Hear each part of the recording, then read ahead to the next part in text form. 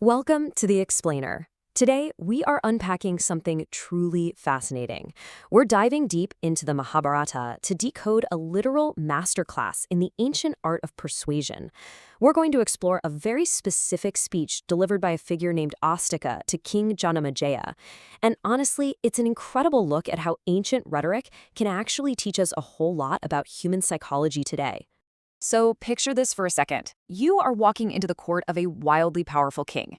The room is just packed with elite advisors, powerful priests, and the monarch himself, who happens to be hosting this massive, legendary event. You need the absolute perfect words to instantly win him over. How do you do it? Well, you don't just walk up and say, "Nice job." No, you have to operate on an entirely different level. You do it by dropping the listener right into the realm of the divine. This is exactly how Astika opens his address. He looks at the king and says, Soma and Varuna and Prajapati performed sacrifices of old in Prayaga, but thy sacrifice is not inferior to any of those. Notice what he did there? He doesn't just praise the king's current event. He instantly compares it to the legendary acts performed by creator gods. Right out of the gate, Astika places the king on the exact same level as the immortals.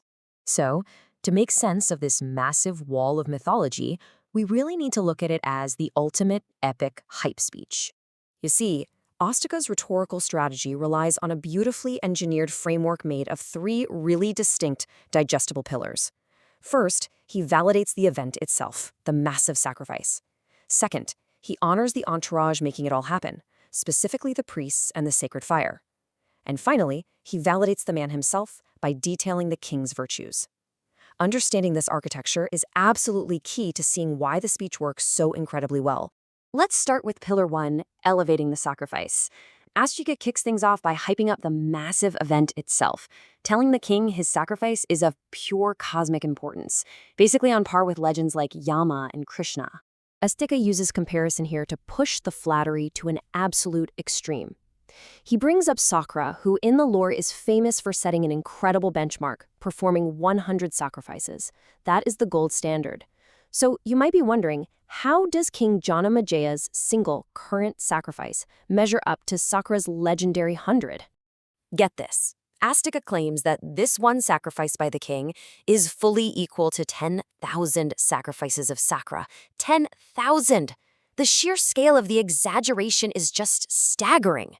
It's a deliberate, highly calculated hyperbole designed to leave the audience completely floored by the magnitude of their own undertaking. But Astika isn't just throwing out wild numbers. The guy is a poet. Throughout this first section of the speech, he repeatedly anchors his massive comparisons with this recurring phrase, "Let those dear unto us be blessed." He uses this poetic repetition to give his speech a mesmerizing, almost ritualistic rhythm. It basically weaves his massive claims into a chant that totally captivates the entire room.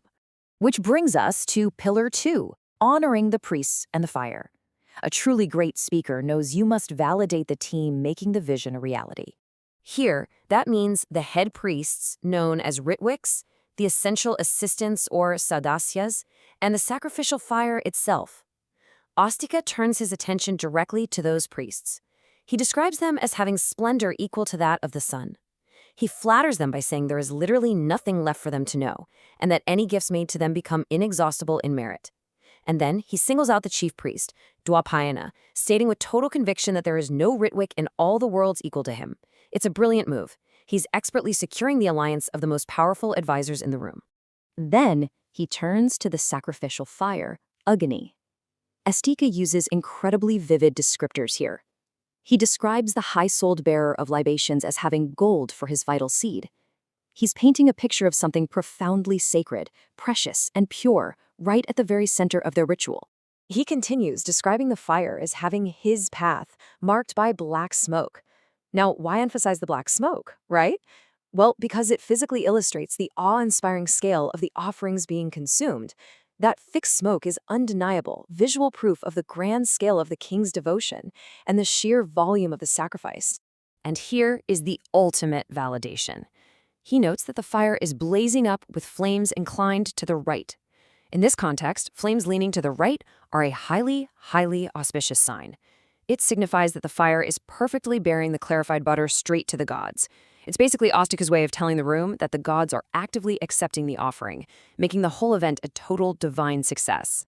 And finally, we arrive at Pillar 3, the king's divine virtues.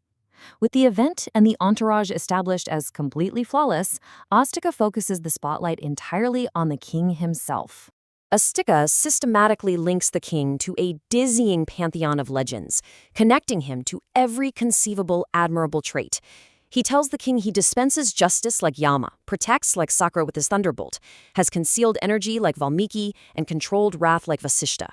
He possesses the splendor of Narayana and, just to ensure the king's fearsome power is acknowledged, he even says his very looks inspired terror like Bhagaratha. He is literally covering every single base of ideal leadership. What you should really take away from this is how perfectly balanced the praise is. He praises the king's spiritual supremacy, stating no monarch is his equal in sacrifice, and noting his strict abstinence. But he balances that by praising his civic duty, declaring there is no other monarch equal to him in the protection of his subjects. He validates the king as both a spiritual giant and a perfect earthly ruler. Now let's look at the impact of perfect praise. We have to ask ourselves, what is the actual real-world effect of this heavily structured mythological flattery on the audience in that room? Does this intense level of rhetorical architecture actually pay off? The answer is an absolute resounding yes. The source text explicitly reveals the outcome. Astika, having thus adored them, gratified them all. It worked flawlessly. By addressing the event, the team, and the leader, he universally gratified every single participant and element of the ritual. No one was left out. Everyone's ego and spiritual standing were elevated. The climax of this masterclass is immediate. Seeing this universally positive reaction and beholding all the auspicious signs and indications manifested all around from this incredible speech, King Janamejaya is moved. The spell of persuasion has been successfully cast, and the king prepares to respond directly to Astika. The door has been officially opened. Which leaves us with a pretty fascinating final thought to wrap up this explainer. Look at the ancient method we just decoded. Validate the scale of the undertaking, publicly honor the team executing it, and comprehensively praise the multifaceted virtues of the leader.